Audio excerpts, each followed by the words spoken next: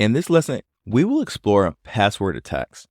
Password attacks are methods used by attackers to crack or recover a password. There are several types of password attacks, including brute force attacks, dictionary attacks, spraying attacks, and hybrid attacks. First, we have brute force attacks. A brute force attack involves trying every possible combination of characters until the correct password is found.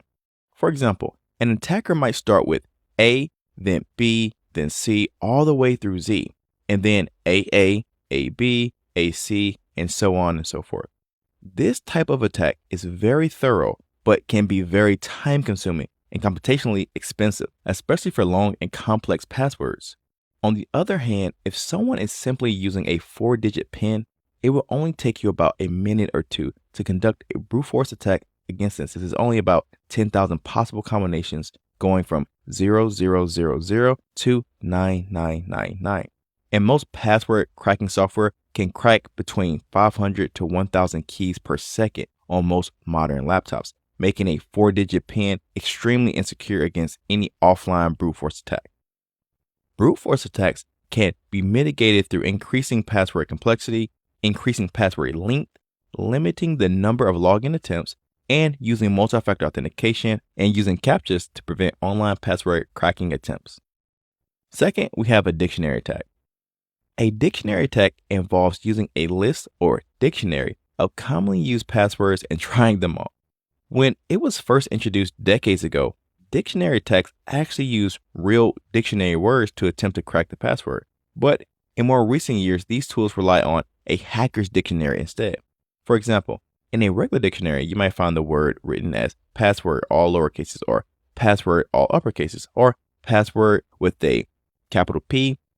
But in modern hacker dictionaries, the word password may appear as those three options or as one with letters being changed out for numbers and symbols like P, @ $, lowercase w, 0, RD, or something similar. When you see the word written with these kind of symbolic and numerical substitutions, we call this elite speak, which is a slang way of talking about the way former elite hackers used to write out their usernames by adding these special characters and numbers inside of an otherwise normal-looking dictionary word. Dictionary attacks can be very effective against users who use common, easy-to-guess passwords, but less effective against complex, unique passwords unless they do actually exist within the hacker dictionary, like most forms of the words password, administrator, admin, and the word root. Dictionary attacks can be mitigated by using the same techniques as brute force attacks, such as increasing password complexity, increasing password length, limiting the number of login attempts, and using multi-factor authentication, as well as CAPTCHAs to prevent online password cracking attempts. Third, we have the password spraying. Password spraying is a form of brute force attacks that involves trying a small number of commonly used passwords against a large number of users or accounts. For example, an attacker might try password 1 against every account in a company's email system to see if anyone is using this weak password to try and protect their email account's login. A password spraying attack can be effective because it avoids account lockups that can occur after a certain number of failed login attempts against a single account. Password spraying relies on the fact that in a large group of users, there's a good chance that at least a few of them are going to use very commonly known and weak passwords. Password spraying attacks can be mitigated by using unique passwords and, of course, implementing multi-factor authentication techniques. Finally, we have a hybrid attack. And a hybrid attack simply combines elements of a brute force and dictionary attack by starting out a dictionary of commonly used passwords, but also including variations like adding numbers or special characters to the ends of the passwords. This variation can be included in the dictionary itself, which would make it a dictionary attack, or they can be created dynamically by your password cracking software in a true hybrid attack.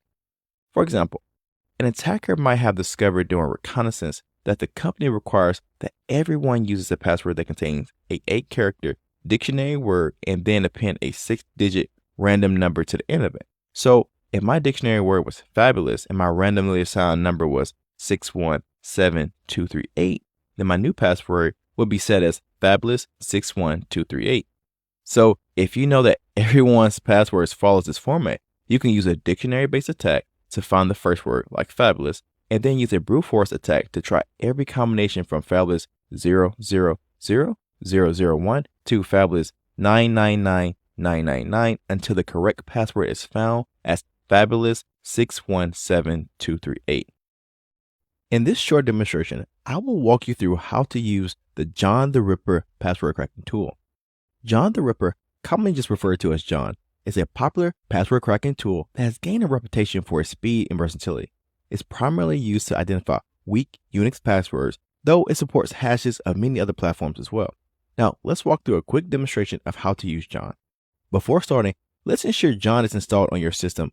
On Linux, you can often use it with the sudo apt-get install John. Now, I'm using Kali Linux, so it's already pre-installed, but I'm just going to run through the command really quick for those of you who doesn't have Kali Linux. All right. Password in for sudo elevated privileges. Okay, we see John is already installed and I have the latest version now. Again, if you didn't have it, it would have installed it for you there. Next, let's create a simple file with an MD5 hash for John the Ripper to crack. Remember, using MD5 for hashing is not recommended for any actual security purposes due to its vulnerabilities. This demonstration is for educational purposes only. Now, if you're going to store passwords, always use a strong cryptographic hashing algorithm like SHA-256 combined with assault. Now, salting and hashes involve adding a random string of characters, also known as assault, to protect the password before hashing it. Now, this enhances the security by preventing any dictionary attacks or hashing table lookups like we're about to perform here. Now, let's create this file. I'm going to use the echo command. So I'm going to use the echo-n. I'm going to put in the word password, and I'm going to make sure I get the MD5 sum of it. So I'm going to use a pipe command. And then one thing to note about when you use the MD5 sum command, it's going to add this hyphen at the end. So I'm going to use the alt command to remove that particular character and then add it to the mypassword.txt file. I have the command already pre-formatted, so I'm just going to click enter. Now let's look and see this particular file. Okay, we see we have our MD5 hash. Next, we're going to run a command to get John cracking. We're going to use the John --format equals raw -MD5. And then we're going to specify the particular file that we're going to use. And I'm going to use mypassword.txt, or you can use whatever name you have. Here's that command for you. Now I'm going to go ahead and click enter. And we see that was very quick. And you see highlighted in the orange, the password, that's the actual password, showing that it was easily cracked.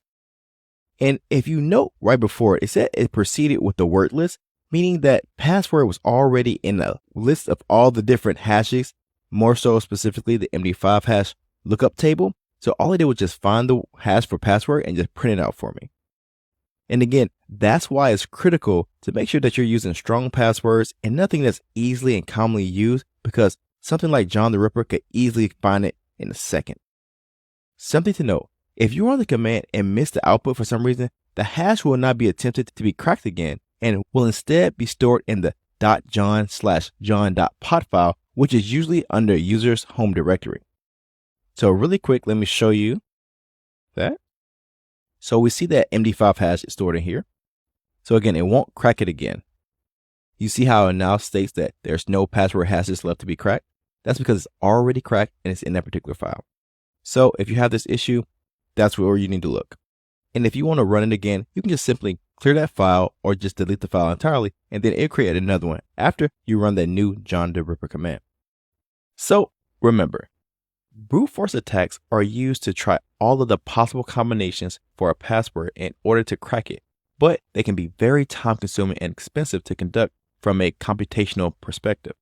A dictionary attack will use a list of commonly used passwords from a text file known as a dictionary to attempt to guess the password.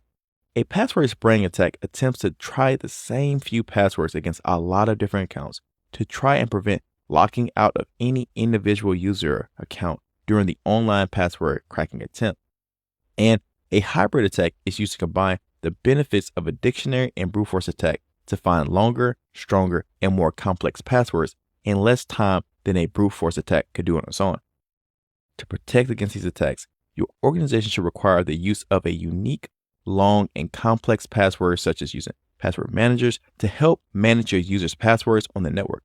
Also, to really prevent password attacks from being successful, You should enable multi-factor authentication whenever possible, since it adds an additional layer of security by requiring a second factor of authentication to be used in addition to just a password.